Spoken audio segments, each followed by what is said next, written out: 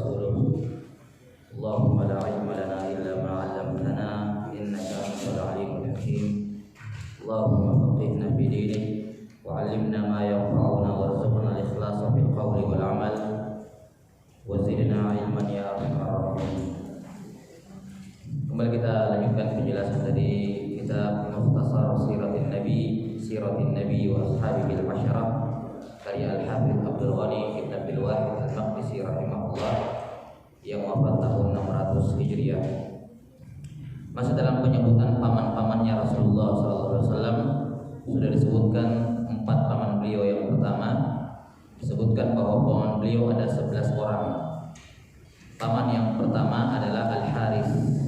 Ini adalah putra Abdul Muttalib yang paling yang sulung ya, yang paling tua.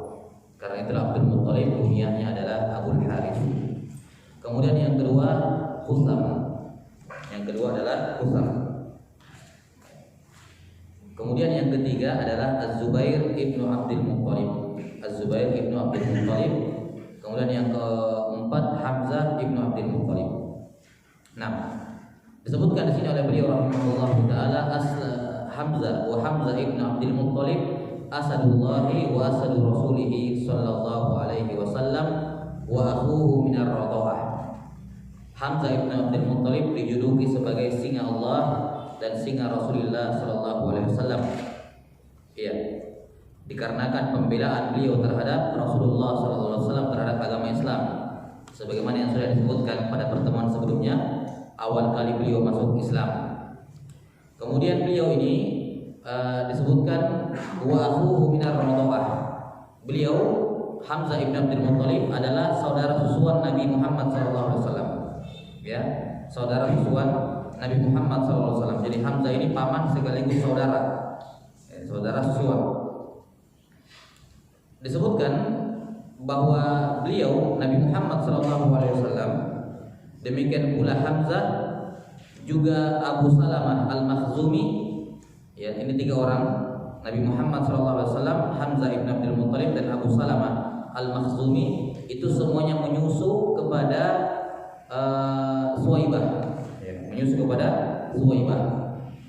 Jadi beliau Nabi Muhammad SAW punya 4 orang atau 3 orang saudara susuan dari ibu susuan beliau Suwaibah.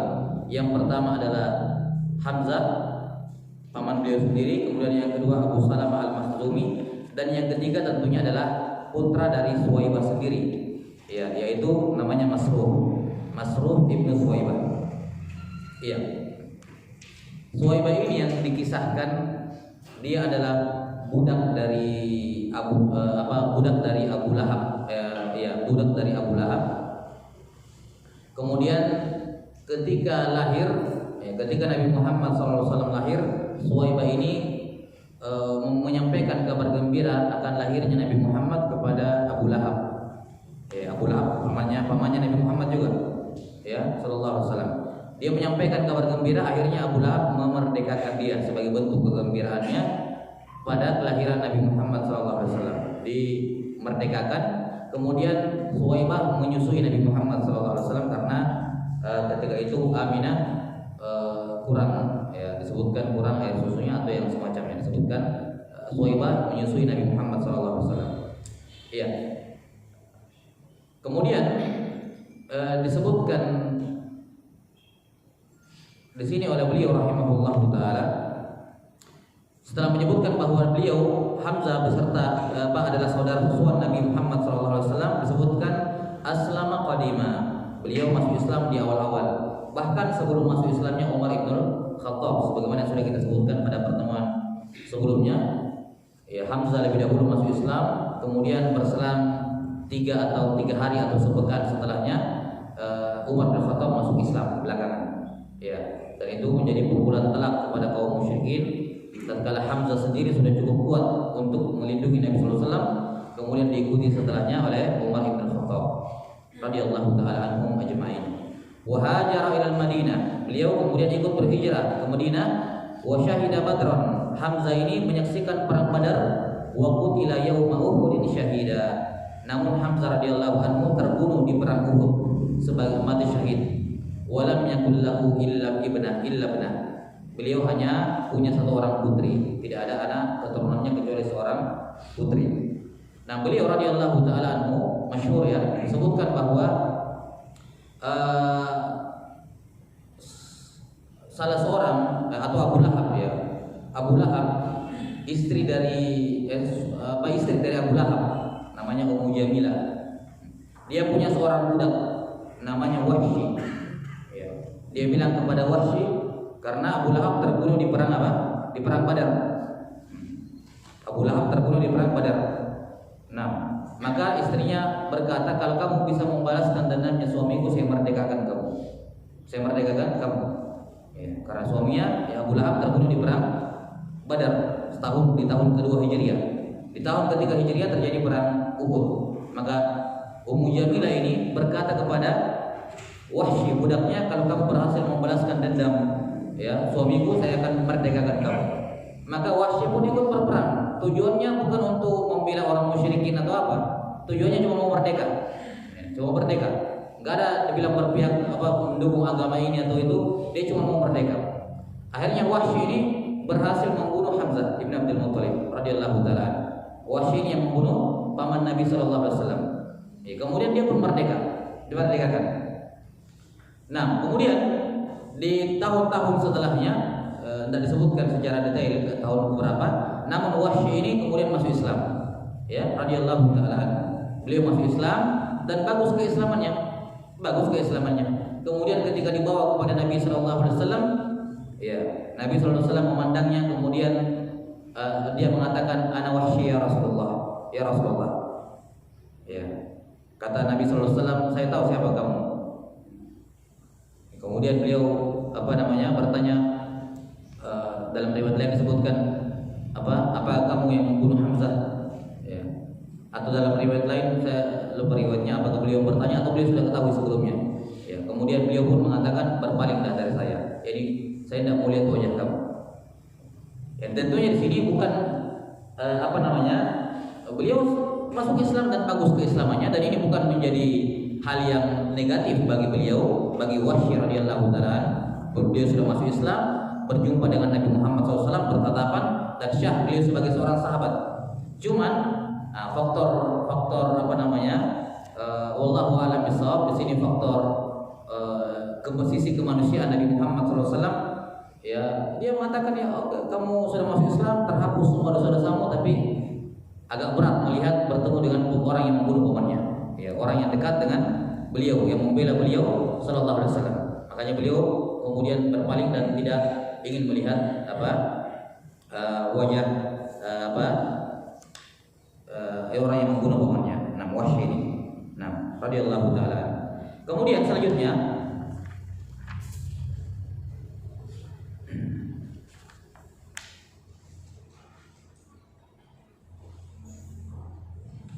disebutkan di sini bahwa beliau hanya memiliki seorang putri.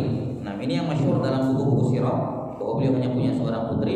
Namun sebagian ulama lain mengatakan bahwa ada anak-anak lain atau ada keturunan lain selain dari anak perempuan ini.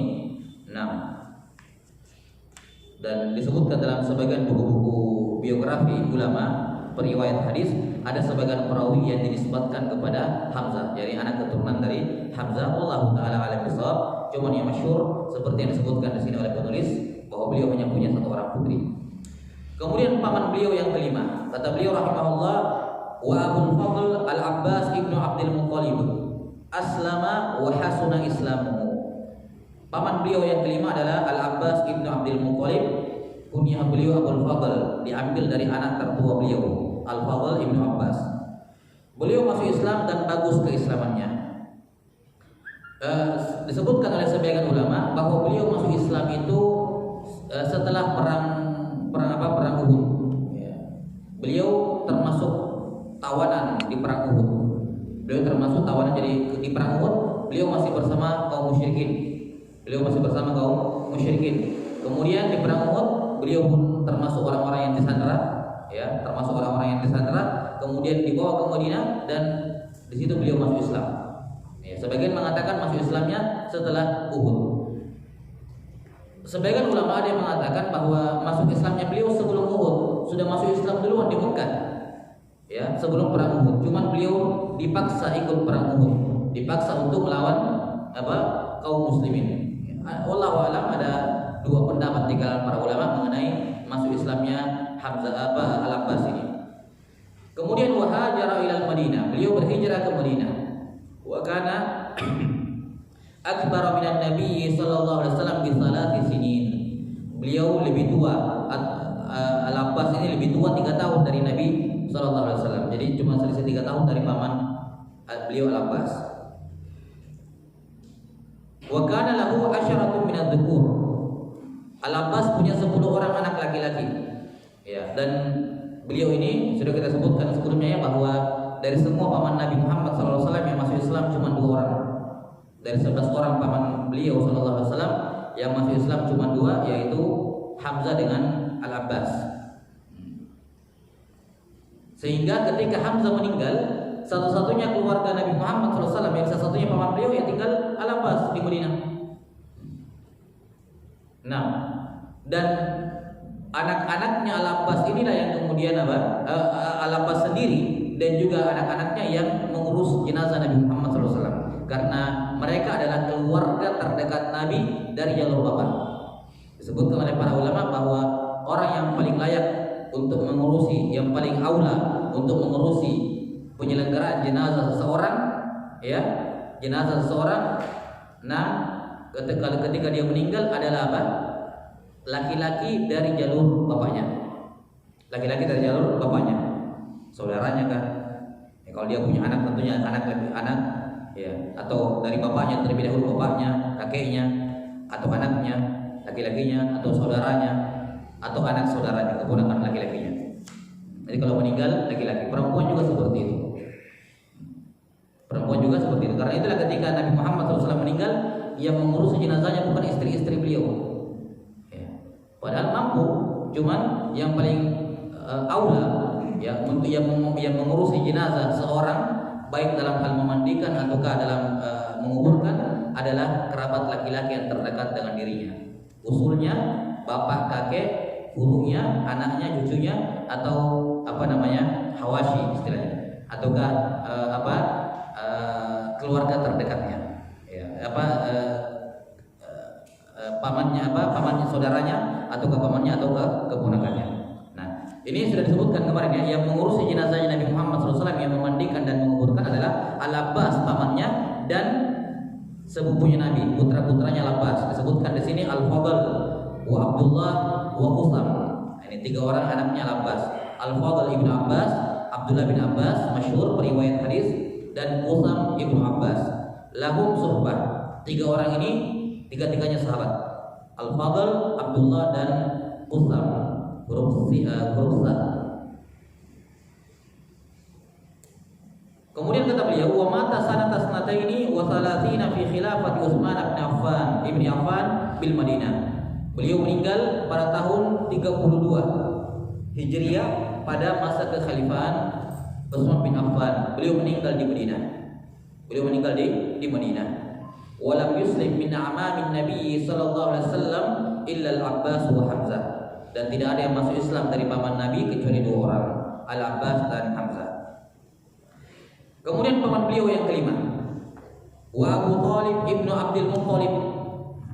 Pamannya beliau Abu Thalib yang mendidik ataupun merawat Nabi Muhammad SAW setelah kedua orang tuanya meninggal dan setelah kakeknya meninggal, ya, Abdul Muttalib.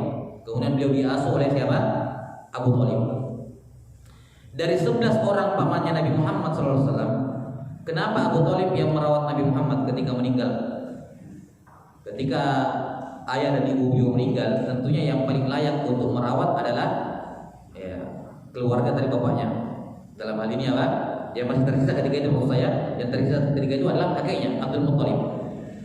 Nah, ketika Abdul Muttalib meninggal, maka otomatis yang paling dekat dengan Nabi SAW adalah paman-paman beliau. Dari semua paman beliau, mengapa Abu Thalib yang merawat Nabi Muhammad SAW? Padahal beliau masih punya paman-paman yang lain. Beliau masih punya paman-paman yang lain. Disebutkan di sini nama Abu Thalib adalah wasmuhu Abdul Manaf wa huwa akhu Abdillah abi Rasulillah sallallahu alaihi wasallam bi ummi. Namanya Abu Thalib adalah Abdul Manaf. Dia yakni Abu Thalib adalah saudara seibu dengan Abdullah, bapaknya Nabi Muhammad SAW. Nah, itu alasannya. Kita sudah sebutkan kan bahwa Abdul Muttalib di sini punya berapa? 12 orang anak. Tapi bukan dari satu ibu, dari beberapa orang ibu. Nah, anak yang ayahnya Nabi Muhammad SAW yakni Abdullah, saudara seibu dengan Abu Thalib. Makanya Abu Thalib yang mendidik beliau. Dan karena itulah Abu Thalib sangat menyayangi beliau, karena ini adalah keponakan langsung dari saudara seibunya beliau. Ya, saudara seibunya Abu Thalib. Kata beliau, huwa akhu Abdillah abi Rasulillah sallallahu alaihi wasallam bi ummihi. Nah,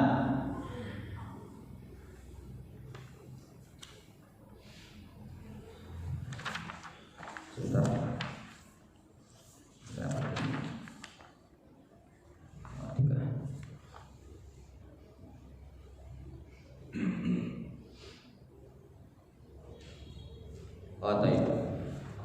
Kata beliau, Abu Thalib ini adalah saudara seibu dengan saudara seibunya siapa? Abdullah. Ya, ayahnya Nabi sallallahu alaihi wasallam. Kemudian termasuk saudara seibunya adalah Atikah. Nanti akan disebutkan di belakang di bibi-bibinya Nabi. Bibi-bibinya Nabi ada 6 orang. Salah satu di antara mereka namanya Atikah.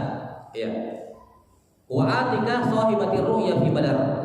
Wa ummuhum Fatimah bintu Amr ibn Abid ibn Imran ibn Makhzum. Baik. Jadi Abdul Muttalib itu punya beberapa orang istri, ya, melahirkan 12 orang anak dari istri-istri ini. Nah, salah seorang istrinya Abdul Muttalib ada yang bernama Fatimah bintu Amr. Salah seorang istrinya Abdul Muttalib namanya apa? Namanya Fatimah bintu Amr. Nah, dari Fatimah bintu Amr lahir 3 orang anak. Lahir 3 orang anak dari Abdul Muttalib. Yang pertama adalah Abu Thalib, yang kedua adalah Abdullah, ayahnya Nabi sallallahu alaihi wasallam, dan yang ketiga Atikah. Nanti akan disebutkan. Ya, Atikah bintu Abdul Muttalib akan disebutkan pada pembahasan bibi-bibi Nabi Muhammad sallallahu alaihi wasallam. Ya. Jadi 3 orang ini saudara seibu, Abu Thalib, Abdullah dengan Atikah. Dan tentunya sudah masyhur bagaimana kisah pembelaan Abu Thalib kepada Nabi Muhammad sallallahu alaihi wasallam, bagaimana usaha dia ya untuk pada awalnya membujuk Nabi sallallahu alaihi wasallam untuk tidak terlalu frontal dalam berdakwah, ya. Kemudian sampai akhirnya beliau membela Nabi Muhammad sallallahu alaihi wasallam, ya, membela dengan semua yang dimiliki. Bahkan Abu Thalib ya bergabung dengan Bani Hashim. Bergabung dengan Bani Hashim ketika musyrikin Quraisy memboikot keluarga besar Hashim. Ini salah satu cara mereka menghentikan laju perkembangan agama Islam di Mekah adalah mereka memboikot Bani Hashim. Bani Hashim ini keluarga besar dari Nabi Muhammad SAW. Ya, kemudian keluarga besar Al-Muttalib juga ikut di situ membela. Padahal Ali bin Abi Thalib, Abu Thalib ibnu Abdul Muttalib musyrik, tapi dia membela Nabi Muhammad SAW atas dasar apa? Kekeluargaan. Atas dasar kekeluargaan. Nah, makanya yang dikatakan oleh yang dimaksud dalam hadis la tahillu sadaqatu li ahli bait, tidak halal sedekah itu bagi ahlul bait. Yang dimaksud dengan ahlul bait di sini 2, yaitu keluarga besar Hashim dan keluarga besar Muttalib. Ya, Banu Hashim dan Banu Al-Muttalib. Jelas ya? Iya.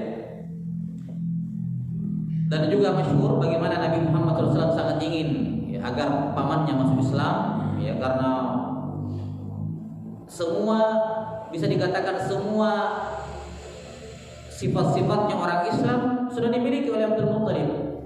Sudah dimiliki oleh Abu Thalib. Zahirnya, batinnya sudah. Zahirnya kurang apa lagi? Pembelaan luar biasa. Iya kan? Kurang Islam apa Abu Thalib dari sisi perbuatan? Dari sisi keyakinan juga dia sudah mengakui akan kebenaran ajaran Islam. Dia sudah akui itu. Dia sudah akui. Jadi dia sudah berislam dengan perbuatannya dan berislam dengan hatinya. cuman belum syah. Kenapa? Dia tidak mengucapkan syahadat. Ya, karena Islam itu harus 3 ini, ucapan, amalan, perbuatan. Tidak bisa salah satunya. Kapan cuma perbuatan, keyakinan, tidak ada ucapan, bukan Islam. Demikian pula ada orang mengucapkan syahadat, beramal tapi tidak meyakini, ini munafik. Ini munafik. Demikian pula kalau seorang meyakini dan mengucap tapi tidak beramal, ini juga bukan muslim. Karena itulah ketika dia sudah meninggal, Nabi Muhammad SAW berusaha keras untuk meminta beliau masuk Islam. Tinggal satu saja. Kekurangannya Abu Thalib cuma satu, tidak mengucapkan la ilaha illallah, tidak mau mengucapkan. Itu saja, tinggal satu saja, ucapkan satu kali. Maka ketika pamannya sudah sekarat, datanglah Nabi Muhammad SAW, disebutkan dalam riwayat Al-Bukhari dari sahabat Al-Musayyib bin Hasan radhiyallahu anhu. Datanglah Nabi SAW, dan ketika beliau datang, di sampingnya sudah ada 2 orang pentolannya kaum musyrikin. Ya, 2 orang pentolannya kaum musyrikin. Dikatakan oleh Nabi Shallallahu Alaihi Wasallam, ya, dikatakan oleh Nabi SAW, ya am, qul la ilaha illallah, kalimatan uhajju laka biha indallah. Wahai pamanku, tinggal satu saja ini. Tinggal kamu bilang la ilaha illallah, selesai masalah. Saya yang urus sisanya. Saya akan membela kamu di hadapan Allah Subhanahu Wa Taala. Uhajju laka biha indallah. Setiap kali Nabi menyuruh mengucapkan la ilaha illallah, 2 orang di sampingnya orang musyrikin. Siapa itu? 2 orang itu? Abu Jahal dengan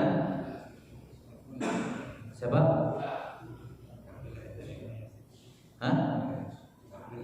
Iya, Umayyah, saya lupa nama depannya. Iya, saya lupa nama depannya. Labas. Maka keduanya berkata kepada siapa? Abu Thalib, "Atarghabu an millati Abdul Muthalib?" Apakah kamu benci dengan agamanya bapakmu sendiri? Ya, ini diingatkan dengan bapaknya. Diingatkan dengan agama bapaknya. Nah, akhirnya apa? Dia mati dalam keadaan tidak mengucapkan la ilaha illallah. Maka di sini perhatikan ada pelajaran yang besar dari kisah ini. Ada banyak pelajaran besar dari kisah ini. Pelajaran yang pertama adalah bahayanya berbaur dan bergaul dengan orang yang tidak soleh. Ya kan? Yang seandainya 2 orang ini tidak ada di situ, mungkin dia masuk Islam. Ya, seandainya 2 orang ini tidak ada di situ. Karena ketika Nabi menyuruh mengucapkan la ilaha, ditimpali lagi, kamu benci agamanya bapakmu. Maka ini bahayanya bergaul dengan orang yang bergaul dengan orang yang sahabat, teman-teman duduk yang buruk. Ya. Bergaul itu sendiri pada dasarnya kurang bagus kalau terlalu banyak. Terlalu banyak sering berbaur dengan orang itu pada dasarnya hal yang kurang bagus. Kenapa? Kita tahu ya bahwa hati itu terbentuk dengan informasi yang masuk. Dan informasi masuk itu imma lewat telinga atau imma lewat mata. Karena itulah 3 hal ini akan dimintai pertanggungjawaban oleh Allah. Ya, wala taqfu ma laysa laka bihi ilm, innas sam'a wal basara wal fuada kullu ulaika kana anhu mas'ula. Janganlah kamu bersikap pada sesuatu yang kamu tidak punya ilmu, karena pendengaran, penglihatan dan hati. Ini tempat masuknya hati yang mengolahnya. Maka hati itu sangat terpengaruh dengan apa yang dia dengar dan apa yang dia lihat. Semakin banyak yang masuk dari luar, itu akan semakin mempengaruhi hatinya. Ya kan? Karena itulah para ulama mengatakan bahwasanya perkara mubah itu pada dasarnya mubah, tidak berdosa, tidak ada masalah. Tapi terlalu banyak melakukan perkara yang mubah, itu jadinya makruh. Itu jadinya apa? Makruh. Dan kata para ulama, ada 4 amalan, ya, ada 4 perkara berlebihan yang bisa mematikan hati. Ya, ada 4 perkara yang sifatnya berlebihan yang bisa mematikan hati. Yang pertama adalah kasratun naum, terlalu banyak tidur. Terlalu banyak tidur mubah, tapi kalau terlalu banyak makruh dan bisa membuat hatinya rusak. Kemudian yang kedua kasratul akal, atau kasratul ta'am, terlalu banyak makan. Kemudian yang ketiga adalah kasratul kalam, terlalu banyak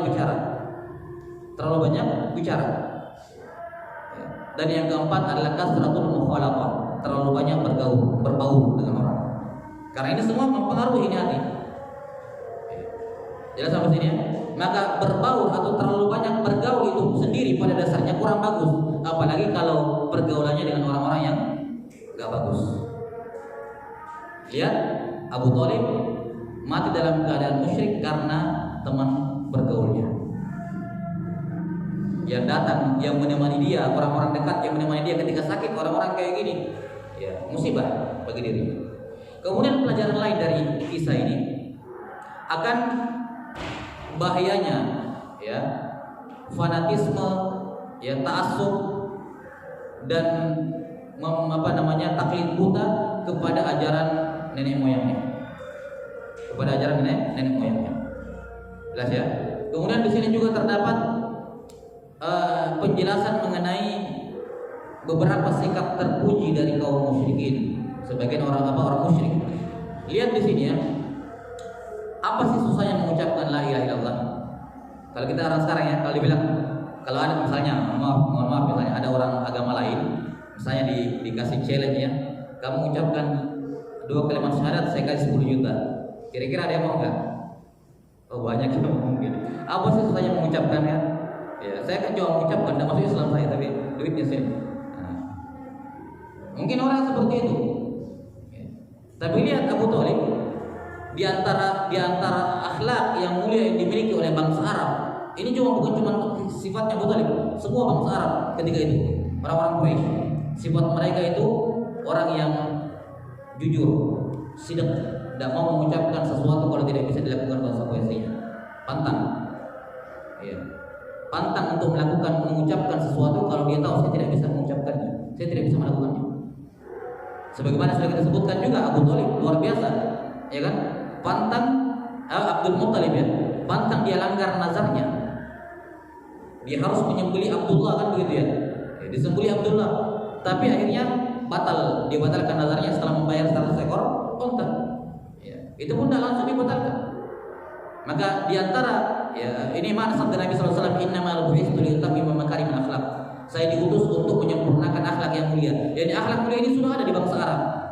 Ya, memuliakan tamu luar biasa. Islam datang menyempurnakannya. Nah, di antara akhlak yang mulia ini, mereka bukan orang yang mau mengucapkan sesuatu kemudian tidak bisa melakukannya. Kapan dia tahu saya tidak bisa lakukan, konsekuensinya tidak akan dia ucapkan, biar dia baik juga. Karena itulah perhatikan, di fase Mekah tidak ada orang munafik. Orang munafik itu nanti muncul di fase Madinah. Fase Mekah tidak ada munafik. Kenapa? Karena orang yang masuk Islam betul-betul memang masuk Islam, dan orang yang tidak masuk Islam memang tidak mau gitu. Tidak ada dibilang setengah-setengah begitu. Tidak ada. Kemunafikan hanya muncul di Madinah, di fase Madinah. Di Mekah tidak ada orang munafik. Yang ada cuma muslim, musyrik, itu saja. Iya. Maka ini salah satu kisah. Kemudian kisah yang lain adalah bahwa nasab tidak memberikan pengaruh berarti pada nasibmu di akhirat kalau kamu tidak beriman kepada Allah. Ya, nasab, yakni nasab keturunan tidak ada artinya pada hari kiamat. Ya, biar kamu pamannya Nabi sekalipun, paman Nabi yang paling mulia, kalau kamu meninggal dalam keadaan musyrik, tidak ada gunanya. Ya, syafaat Nabi Muhammad SAW untuk memasukkan kamu ke dalam surga tidak jadi, tidak ada, ya, tidak bisa. Allah tolak, ya kan? Allah tolak. Ini paman Nabi Muhammad SAW saja, ya, paman Nabi yang membela habis-habisan dengan hartanya, dengan nyawanya, bahkan rela terbunuh untuk Nabi Muhammad SAW. Tapi ketika tidak mengambil manfaat dari agamanya Nabi Muhammad SAW, tidak ada artinya itu status dia sebagai paman. Ya, karena itulah kata Nabi Muhammad SAW, man batta'a bihi amaluhu lam yusri' bihi nasabuhu.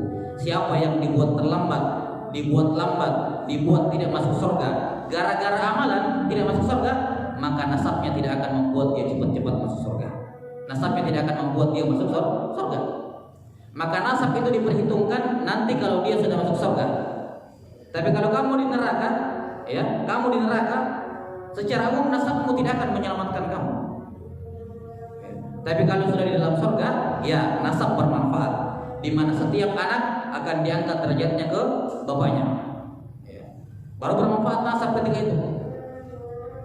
Maka kalau jadi paman Nabi Sallallahu Alaihi Wasallam saja tidak ada manfaatnya, ya, Bahkan orang-orang musyrikin ini tinggal di sekitar Masjidil Haram, bertetangga dengan Ka'bah. Tapi tidak ada gunanya ketika tidak mengambil ilmu amalan dari Nabi Muhammad SAW. Apalagi apa?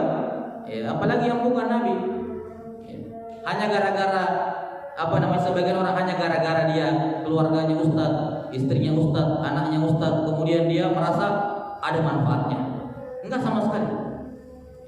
Enggak sama sekali. Nabi Muhammad SAW sudah mengumpulkan semua keluarga terdekatnya ke beliau, kemudian beliau mengatakan di antaranya, ya Fatimah binti Muhammad, salini min mali ma syi'ti la ugni anki min Allah syai'an. Wahai Fatimah putri Muhammad, mintalah kepadaku hartaku apa saja yang kau mau minta.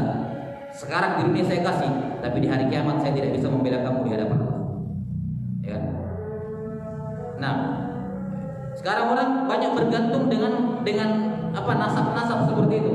Hanya karena dia keluarga orang soleh, ya bapaknya misalnya kiai, bapaknya ustadz, bapaknya ini, atau dia istri kiai, istrinya ustadz, istrinya ini, atau dia saudaranya, atau dia ibunya, atau dia anaknya. Kemudian dia merasa ini dan itu. Ya. Jelas sampai sini. Apalagi cuman kenalannya ustadz. Keluarganya saya tidak ada gunanya kalau tidak mengambil ilmu. Bagaimana itu orangnya? Saya mau bermuamalah dengan dia. Baik orangnya. Karena dari mana kamu tahu baik? Biasa antar jemput ustaz. Patokannya baik cuma karena kenal dekat-dekat sama ustaz. Nah, patokan baik itu kalau kamu bisa mengambil ilmu dan amalannya. Kalau enggak, cuman sama-sama ustaz kalau lagi pas ada acara kumpul, pas taklim menghilang kan begitu. Ya enggak ada gunanya. Enggak ada gunanya. Karena orang soleh itu keberkahannya pada ilmu dan amal solehnya, bukan pada tubuhnya. Tubuhnya orang soleh tidak berberkah. Yang berberkah adalah ilmu dan amalnya. Ya. Maka jangan berbaur dengan orang soleh dengan fisiknya saja, tapi kemudian menjauh dari ilmu dan amal mereka, karena itu tidak ada manfaatnya. Baik, wallahu taala alam bisawab. Ini saya kira beberapa faedah yang untuk kita tambahkan berkenaan dengan kisah Abu Thalib ibn Abdul Muttalib. Nah, wallahu taala alam bisawab. Naktabi hadzal qadar wal ilmu indallah. Nas'alullah ta'ala yu'allimana mimma yanfa'una wa yanfa'ana bima 'allamana innahu waliyyu dzalika wal qadiru 'alaihi. Subhanakallahumma wa bihamdika asyhadu an la